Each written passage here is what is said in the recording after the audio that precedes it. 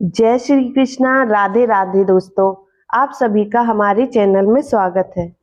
आज हम इस वीडियो में कार्तिक मास महात्म का पहला अध्याय सुनेंगे, जिसे सुनने सुनाने से भगवान श्री हरि की कृपा से पापों का नाश होता है, वैकुंठ लोक की प्राप्ति होती है।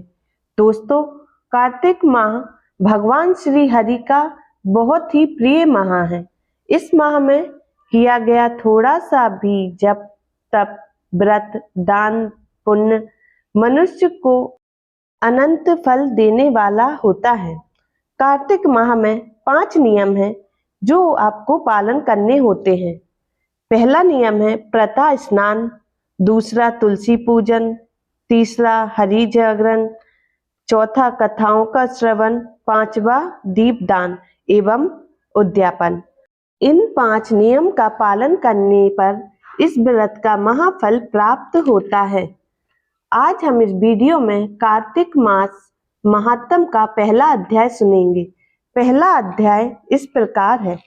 नैमिषारण्य तीर्थ में श्री सूत महाराज 88,000 सैनकादि ऋषियों से बोले, अब मैं आपके सामने कार्तिक महात्म की श्रेष्ठ कथा कहता हूँ, जिसे सुनकर मनुष्य सब प्रकार के पापों से छुटकारा पाकर वैकुंठ को प्राप्त करता है।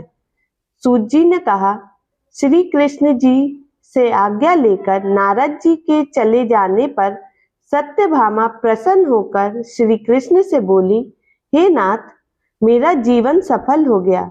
मेरे माता पिता भी धन्य हैं। जो आपकी 16,000 रानियों में मैं अत्यधिक प्यारी हूँ। मैंने वह कल्प वृक्ष आदि आपके साथ नारद जी को विधि पूर्वक दान में दे दिया, परंतु वही कल्प वृक्ष मेरे घर में सदा लहराया करता है, जिसकी बात को मृत्यु लोक में कोई भी स्त्री नहीं जानती। हे स्वामी, अब मैं आपसे पूछना चाहती हूँ, सो विस्तार पूर्वक कहिए, जिसे सुनकर मैं अपने हित कार्य करूं, जिसके करने से कल्प पर्याप्त भी आप मुझसे विमुख ना हो। सूत जी कहने लगे, सत्यभामा के ऐसे वचनों को सुनकर श्री कृष्ण जी हंसते हुए सत्यभामा की बाह पकड़कर कल्प वृक्ष के नीचे गए और बोले, हे प्रिय, 16,000 स्त्रियों में से मुझे तुम प्राणों से ज्यादा प्यारी हो। तुम्हारे लिए देवताओं और देवराज इंद्र से भी मैंने विरोध किया था। उस महा अद्भुत वार्ता को सुनो। सूत जी बोले, एक दिन श्री कृष्ण भगवान ने सत्यभामा के साथ गरुड़ पर सवार होकर इंद्रलोक में जाकर कल्प वृक्ष मांगा।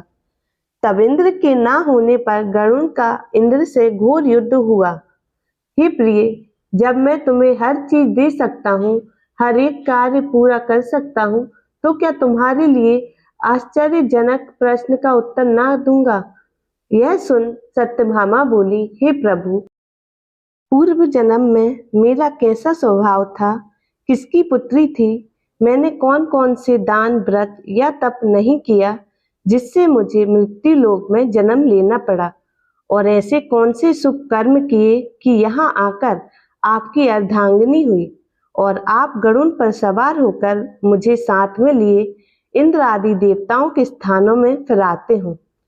तब भगवान बोले, हे कांते, तुम पूर्व जन्म में किसकी पुत्री थी, कौन से पुण्य और व्रत आदि किए शुभ कार्य तुमने किए थे, वह सब कहता हूँ। पूर्व समय में सतयुग के अंत में मायापुरी में आत्री गोद में वेदों और यज्ञों का जानने वाला देश शर्मा नाम का ब्राह्मण रहता था। वह रोज अतिथियों की सेवा, हवन और सूर्य भगवान की पूजा किया करता था, इसीलिए सूर्य की तरह तेजस्वी था। उस ब्राह्मण के बुढ़ापे में एक गुणवती नाम की कन्या हुई, जिसका विवाह उस पुत्रहीन ब्राह्मण ने अपने चंद्र नाम के शिष्य के साथ कर दिया और वे दोनों पिता पुत्र की तरह रहने लगे। एक समय वे दोनों कुशा और समिधा लेने के लिए वन में हिमालय की तलहटी में पहुंचे, तो उन्होंने एक राक्षस को अपनी तरफ आते देखा, जिसके भय से उनके शरीर शिथिल हो गए और उनमें भागने की शक्ति भी नहीं रही। तब राक्षस ने दोनों को मार डाला। उनके धर्मात्मा होने के कारण मेरे पार्षद उनको बैकुंठ में ले आए, क्योंकि उन्होंने आजीवन सूर्य की पूजा की थी। इसीलिए मैं दोनों पर अति प्रसन्न हुआ। जब वे दोनों विमान पर चढ़े हुए सूर्य के समान तेजस्वी, रूपवान, चंदन और माला धारण किए हुए बैकुंठ में आए, तब मेरे पास दिव्य भोगों को भोगने लगे। इति कार्तिक मास महात्म पहला अध्याय समाप्त। तो आप सभी को ये वीडियो कैसा लगा प्लीज कमेंट करके जरूर बताइए, और आगे के अध्याय सुनने के लिए चैनल को सब्सक्राइब कीजिए, बेल आइकॉन को दबाइए, जिससे आपको सबसे पहले नोटिफिकेशन मिल सके। तो आगे के अध्याय भी हमारे चैनल पर आपको मिल जाएंगे, तो बने रहिए हमारे साथ। धन्यवाद। जय श्री कृष्णा। राधे राधे।